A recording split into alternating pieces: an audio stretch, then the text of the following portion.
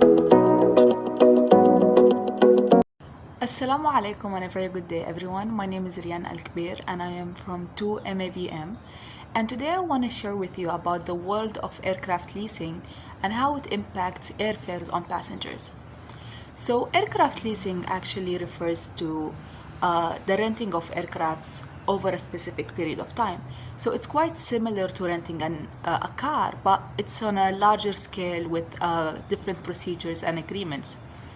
And a fun fact is that 50% of all aircrafts worldwide are actually leased by airlines. Therefore, I want to explore this concept and how it leaves an impact on the tickets that we as passengers buy. So, leasing actually refers to the process of retaining ownership of an aircraft over a specific period of time, which can often be from 5 to 10 years. And depending on the type of leasing agreement between the airline and the lessor, there is a possible ownership of the aircraft at the end of the leasing agreement. And now I want to look a bit deeper into the types of leasing and how each one differs from one another. And I'm going to be starting with an operating lease, which tends to be the most common type of leasing. And an operating lease actually is divided into two parts, a dry lease and a wet lease. And a dry lease refers to when an airline rents or leases the aircraft without crew, maintenance, or insurance.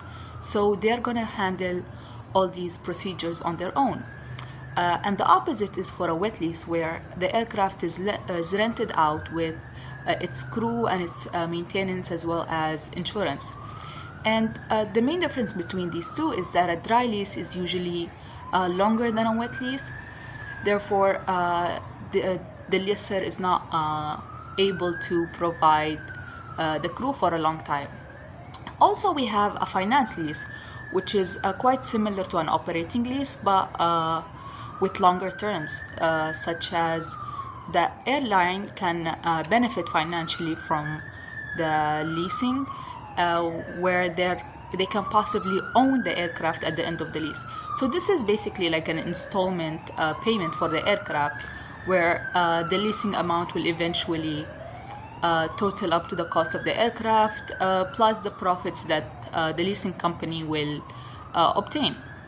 And then we have what's known as the sale and leaseback type of leasing, where an airline will actually sell their own aircraft to a lessor, and then they will lease it back in order to raise cash to operate their aircrafts. And lastly, we have a residual value lease, and that refers to an estimated value of the aircraft will be obtained at the end of the leasing agreement. So the leasing company will actually estimate what their profits are going to be, and they will structure it in a way to benefit them. So after knowing the types of leases, how does this actually affect the airfare? And basically, since most of the leasing airlines who lease aircrafts are low-cost carriers, they tend to pay for the leasing through the ticket prices. And these ticket prices are influenced by the demands and interest rates, as well as the airline's operational expenses. For example, if there is no demand for a specific area, or there is a low demand and the aircraft is already leased for that period of time, then the airline would have to increase the cost of the ticket in order to be able to at least cover up some of the leasing expenses. Also, we have maintenance reserves and deposits, which are also distributed across ticket prices. And other factors include market dynamics and the changes in routes and demand based on seasonal timings. So to put it simply, one of the main factors that affects airfare is the demand for that specific route. And for airlines that lease their aircrafts, they have an obligation to make these types of payments. So they're going to distribute them over the ticket prices.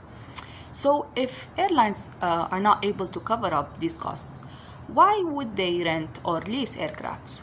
And basically that's because they often airlines that tend to lease are low-cost carriers. Therefore, they may not have a large sum of capital in order to buy an aircraft at once. So leasing is an easy or a simpler way for them to enter the market and be competitive even with several aircrafts. So in conclusion, we can say that aircraft leasing plays a pivotal role in shaping the aviation industry, and by extension, it affects the ticket prices for passengers, which is something that might not cross our minds often because we would not associate it with leasing and rather would associate it directly with demand and market competition. However, we now know what's happening behind the scenes and the complexities of how these prices are set. I hope this video was beneficial and thank you for watching.